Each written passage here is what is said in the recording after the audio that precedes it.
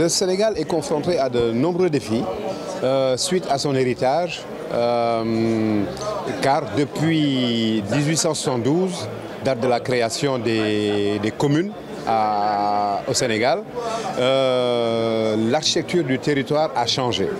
Et fondamentalement, nous avons un territoire qui, après les réformes de 1972, de 1996, puis de 2013-2014, renforcé par 2014, un territoire qui est plus ou moins émietté. Un territoire qui présente beaucoup d'incohérences au niveau surfacique et qui, justement, constitue une gêne pour ce que le président de la République appelle, c'est-à-dire la territorialisation des politiques publiques. Pourquoi?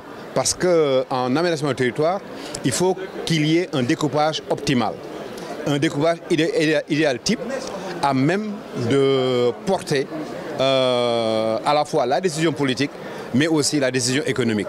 C'est-à-dire que le territoire est un lieu de convergence de beaucoup d'énergie et qui doivent être mises en harmonie pour pouvoir en fait porter un développement endogène. Et donc les premiers défis que nous avons, c'est le défi de mise en cohérence.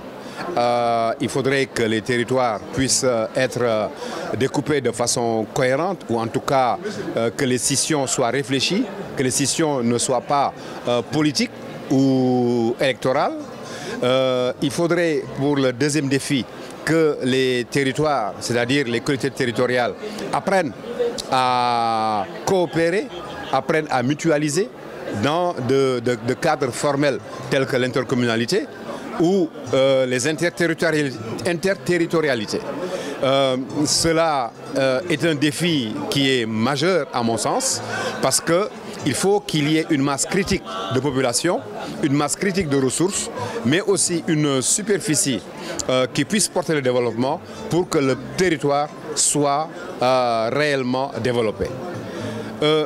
Il existe un autre défi, et peut-être à mon sens c'est le troisième, c'est que le Sénégal est un pays qui est ouvert en Afrique occidentale et qui, je ne dis pas subit, mais qui va vivre des dynamiques qui nous viennent de l'extérieur.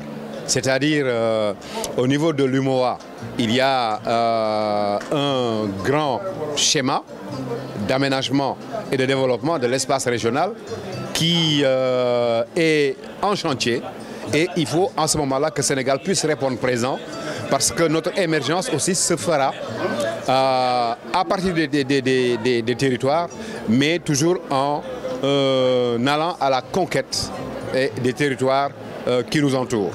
Cela signifie que nos territoires doivent être capacités, doivent être viables, porteurs à la fois de développement endogène, mais aussi exportateurs de développement.